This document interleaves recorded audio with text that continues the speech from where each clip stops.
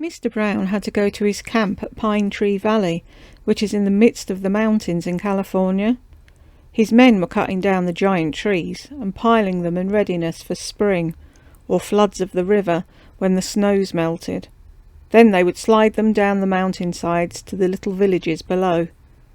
There was a great deal of snow on the mountains, and Mr. Brown knew it would be hard work climbing to the camp, but Lady Grey was strong and used to it. Lady Grey was Mr. Brown's pet horse, and carried him everywhere. She was always happy when her master was in the saddle. But today the snow was very deep, and soon Mr. Brown had to get off, throw away the saddle, and lead her. They had to stop very often and lean against the trees and rocks for support while they rested and regained their breath. In places the snow was so deep and soft that they sank above their knees. Late in the afternoon they reached the camp nearly exhausted, and it was several days before they were able to return.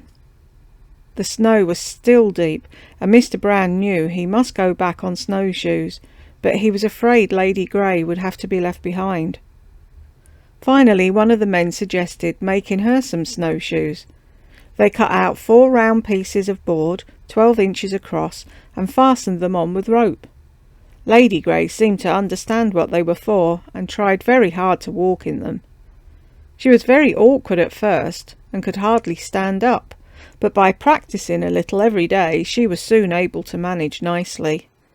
So Mr. Brown and Lady Grey both returned on snowshoes, and how everyone did laugh when they saw them. But Lady Grey never could have done it if she hadn't tried.